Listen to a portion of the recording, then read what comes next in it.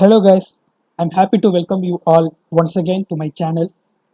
When you browse something on the internet, boom, you are getting a web page immediately. It throws a page immediately. Do you know from where you are getting this page and how it is happening? What is the concept behind this page? To know that fundamentally, you need to learn networking. Buckle your seatbelt, guys. It's gonna be an amazing learning session, and you can consider this video as my first video of CCNA.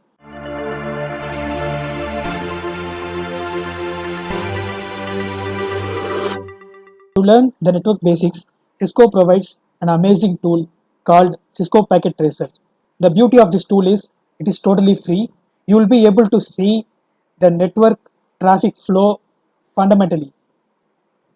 Alright guys, before jump into the core concept, what is meant by OSI model and TCP IP model? Yeah, this is the typical representation of OSI model. It consists of 7 layers. So the seventh layer is application layer, high level layer, which means we as a user, the user interface lies in this layer. You can see the Google page here. So it basically lies in the application layer. So we need to get this application. You will be able to understand the roles of each layers at the end of this video. Let's get started. This is my simple topology. Here I have two geographical location, my branch office and my headquarters. Both are separated by miles. So from branch office, me and my friend Chuck is sitting, and in my headquarters I am having a central server. So let me open my laptop. You can see the beautiful interface. So I opened web browser from my laptop. I am browsing Google. Boom! It drew a web page to me. Now this particular page thrown from this central server. Before chasing the web server traffic, let me explain what is domain name system, and pardon me for this diagram. We human beings speak some high level language like English, but machines do not understand that language. It needs its own language. When we say, hey machine, query google.com, it cannot understand. So what DNS does, when you query something like Google or YouTube, hello DNS, share me the IP address of Google. The DNS throws the IP address of the Google server. So obviously DNS becomes inevitable in the network. Let's get to know some amazing stuffs now. I'm querying google.com. So let's see what's gonna happen at the background. I'm switching to simulation mode to show exactly what happens behind. Now I queried google.com. A DNS packet generated. You can see here.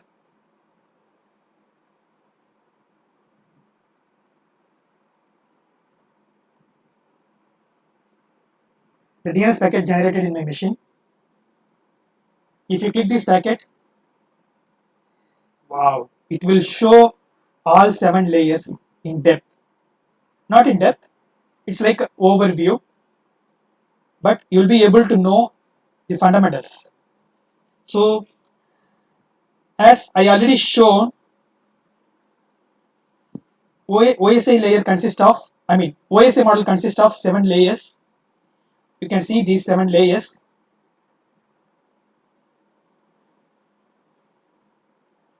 So this is the packet prepared by the laptop, which is ready to send, which is ready to propagate through the network.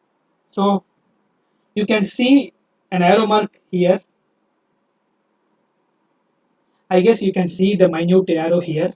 So which means you have to see the packet flow downwards. When I click this layer 7, it shows what happens in this layer. The DNS client sends a DNS query to DNS server. The device encapsulates the PDU into UDP segments. PDU is nothing but the DNS query data. We are querying something, right? the data will be encapsulated inside the header, and that header will be sent to the layer 4.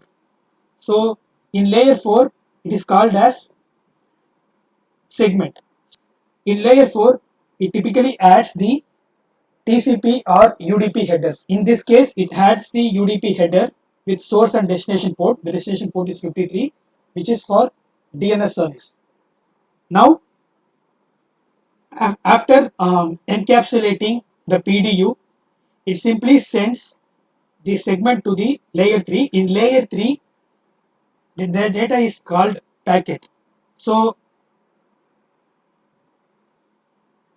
layer 3 is a network layer. So in network layer it refers the logical addressing, and the destination IP address is 172.16.14.14. This is what my web server IP address. So I got this information from the DNS server. When we are querying some website, actually we are facing the layer 7. So our ultimate objective lies here. We have to get the web page. So in order to get us the web page, all these underneath layers are working. Each layer has its own role and it does to get us the web page. So when you click this layer information, it actually shows what happenings in every layer. The DNS client sends a DNS query to the DNS server. So this is what we did so far. In transport layer, typically there are two protocols: transmission control protocol and user datagram protocol. Basically, these two transmission protocol supports the seamless transmission of data. Basically, every bottom layer works for the upper layers.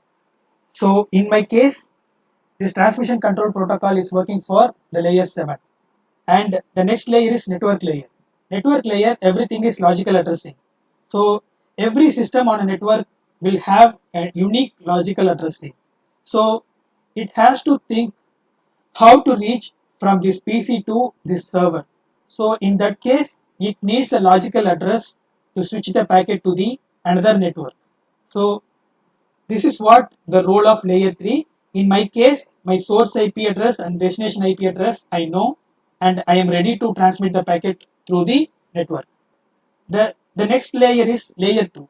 The layer 2 and layer 1 is almost similar, and these two layers are playing a crucial role while transmitting transmission medium. As I said before, first of all, I am aware of the destination address. So my machine will see whether this particular server present in this network or not. If it is not, then it plans to send the packet to the default gateway. The default gateway is nothing but the endpoint of a particular network. So, so the MAC address you see is the MAC address of my default gateway, which is nothing but my branch edge router. And my machine has no idea about its hardware address. It simply tags the hardware address of its default gateway. So here my PC is not making decision. It is simply sending packets to its default gateway. Now let's follow the packet. Let's see what happens next. My laptop simply forwards the bits towards the default gateway. Now I am analyzing the frame when it is in layer 2 switch. I already told when a data is in layer 2, it is called as frame. So you can see the arrow mark here. Can you see the arrow mark here? So you have to read the flow like this. Initially, my interface receives the frame and simply it forwards the frame to for layer 2 analysis. Here the source MAC address found in the MAC table of the switch. Let me show you the MAC table.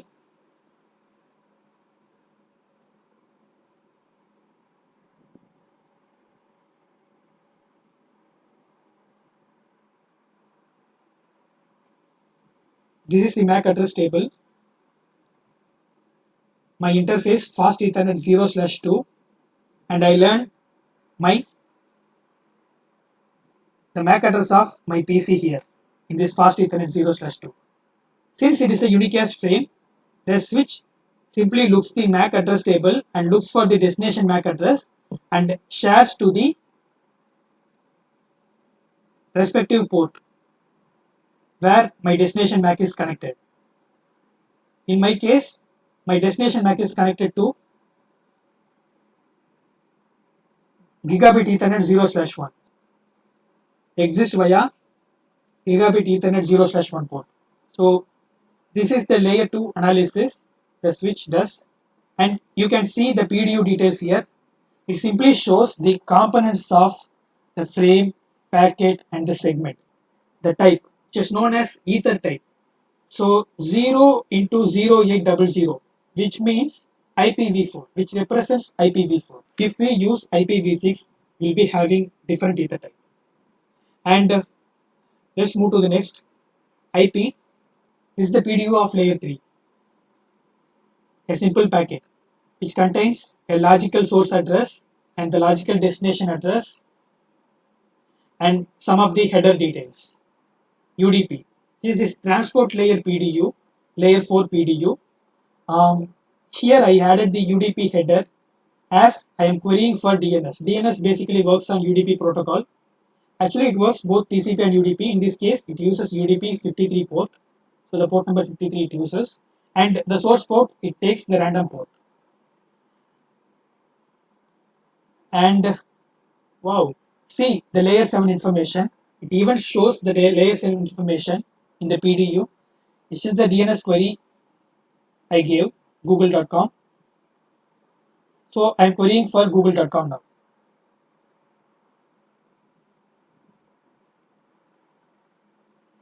And this is the outbound PDU when my frame moving out of the switch. This is how my frame looks like. Let's go and trace the next one.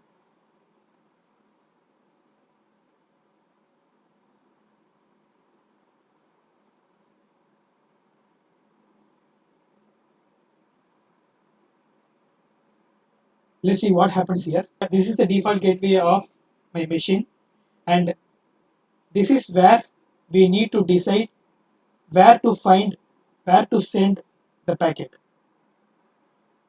Here I have a clear idea about my destination. My destination Ethernet MAC displayed here belongs to the remote router. So I know the Ethernet MAC of my destination. So I am simply forwarding the packet to this router.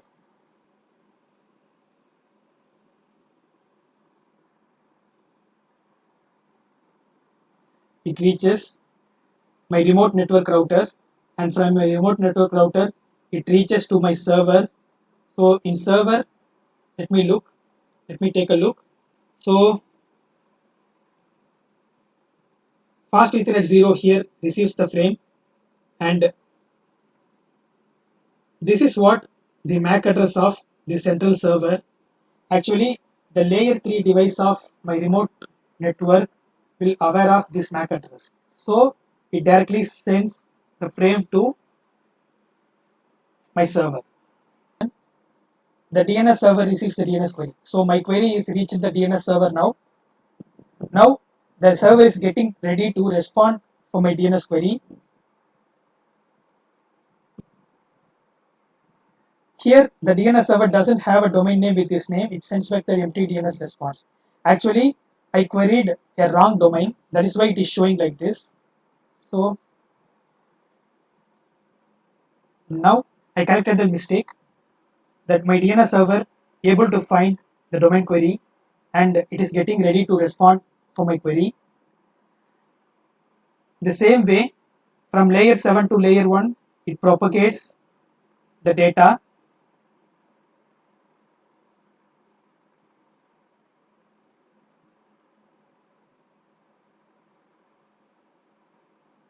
Now I got the DNS response. me open this. Yeah, my DNS client receives the DNS response. So by this time, I should have received the IP address of my web server. Now I can directly send my either HTTP or HTTPS query to my web server.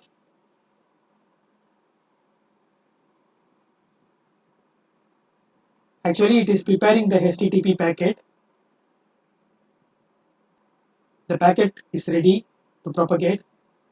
The device takes out this frame from the buffer and sends it. Next step, I sent the HTTP GET request. In this stage, similarly, process the layer 2 info before transmitting the bits.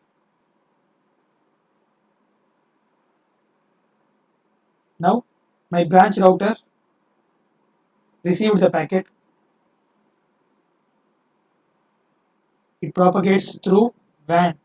So, my branch office and headquarters separated by wide area network, which is a separate topic and separate video. Now my HTTP query reached my server. Let me open this PDU and see what is present inside that. Layer 1 processing, layer 2 processing, and my destination IP address. I am querying HTTP, which is port 80. So the device receives TCP push acknowledgement segment. Now the TCP processes the payload data and TCP resembles all data segments to process the upper layer. Layer 7, the server receives the HTTP request. Now my web server is getting ready to pass me the HTTP response. The same way, it again encapsulates the PDU and sends it via physical layer. Here also, my data flow will be like this. Traverse the packet back to my client machine.